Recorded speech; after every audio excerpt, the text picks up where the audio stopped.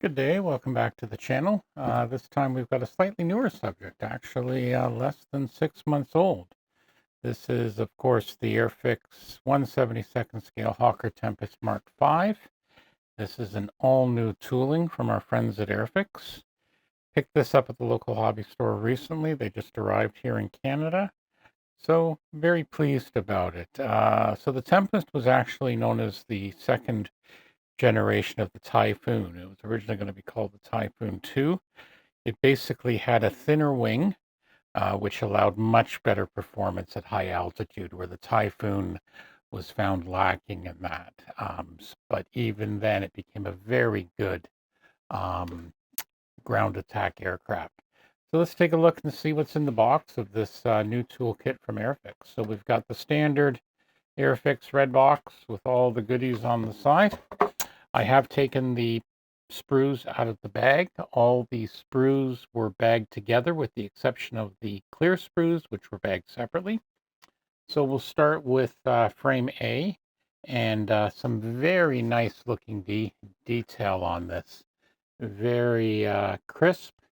It's the newer Airfix plastic. It's not as soft as the old one was, which some people's criticism of. So that's the fine detail panel lines. And if we turn it over, you can see here you've got the detail for the inside of the cockpit. So very nicely detailed there. A couple of different spinner choices, instrument panel, housing, etc. So that's sprue A.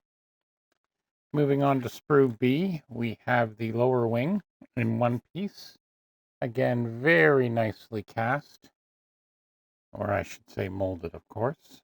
Landing gear, tail planes, two types of landing gear, the slightly larger ones, and of course the smaller ones, depending what version you're doing. And again, looking in here, very nicely molded, very subtle for the scale. Injection pin marks are hidden for the most part. There is one here in the landing gear door, but the gear assembly itself should cover that, but easily fillable, I think. So that shouldn't be a trouble.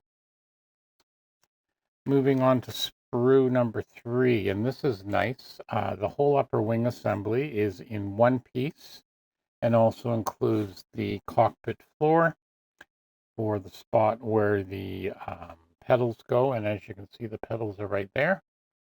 Really nice looking there. Really nicely panel lines. Look good. Tail wheel, you've got a cockpit figure. You want to build it in flight. And again, the interior, the ribbing or the details on the inside bay doors are included. And that looks like it's very nicely detailed.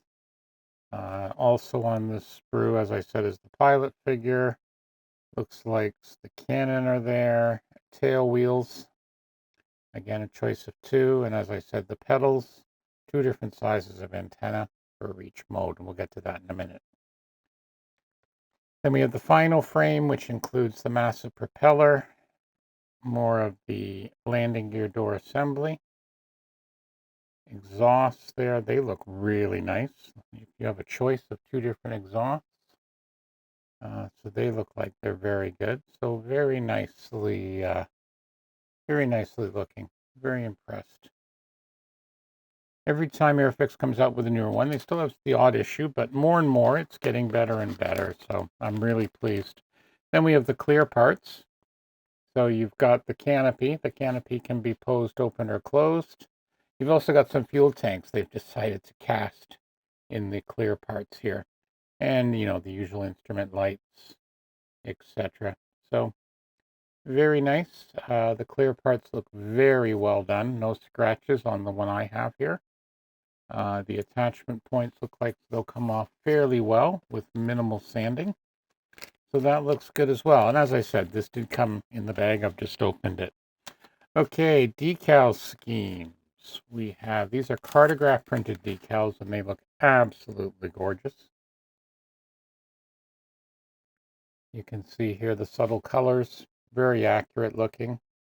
There is a decal for the instrument panel. If you decide, let me find that here for you. If you decide you don't want to paint your own, a lot of stenciling, invasion stripings, etc. You've got number 150 wing and number 286 squadron. We'll talk about that next. Again, invasion stripes. So those look very nice. And then, of course, last but not least are the instructions. New tool, standard, very nice Airfix instructions. We'll just put the kit away and we will have a quick peek at the instructions. Again, I'm not going to go into a lot of detail, but the standard Airfix instructions, very good assembly. Interesting way to the clear part that holds the gun sight. And again, the standard red to indicate items you've worked on before. It's a low part count, but each step they're only including 1 or 2 parts. Very nice here for the landing gear bay box, something you normally see on 72nd scale aircraft here. Very nice looking. They also show if you want to build it either open or closed. So they give you that option if you want to build it in flight. They do include the gear doors for that. And then, of course, we have the more assembly on the wings. If you're going to be adding some fuel tanks, what to do. No real surprises. Again, the one-piece wing assembly is very nice, I have to admit. That'll make alignment quite nice. There's building the gear doors if you wish to build it gear down. Looks like a fairly simple construction of the landing gear assembly here. And I've noticed that the instructions are available for download at ScaleMates already, so you can certainly download these if you want to look at them before making a purchase. Again, 2 types of spinners, depending on what you're planning to do.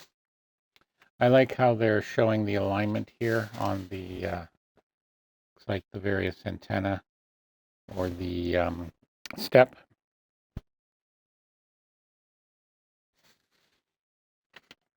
And then, of course, last but not least, if you want to do the cockpit figure, and of course the alignment for the antenna, it is slightly offset.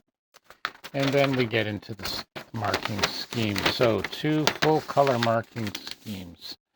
So the first one is an aircraft flown by Wing Commander Ronald Prosper B. Beaumont from number 150 wing in Newchurch, Kent, England, June 1944.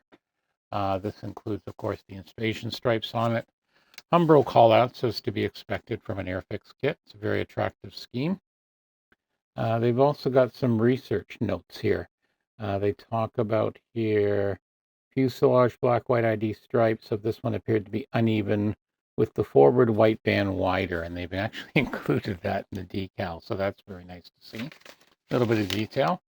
And then the other one is the B scheme is number 486 Squadron from the Royal New Zealand Air Force, Royal Air Force Campus Camp, Cambridgeshire, England, 1944. Again, no invasion stripes on this one. Again, traditional Umbro callouts, lots of stencils, but again, very nice looking scheme. So yeah, this should build up quite well. So again, this is the Airfix Tempest Mk V in 1/72nd scale. Gorgeous looking kit. I think if you're a Tempest fan, it's one of the better kits in the range now. And it's nice to see Airfix coming out with some new tool stuff to replace some of the older molds. That's it for now. Don't forget to like and subscribe as we do more, quite a few more unboxing videos. At least that's the plan for the next little while, as well as updates from on the bench. So as always, thank you and be well.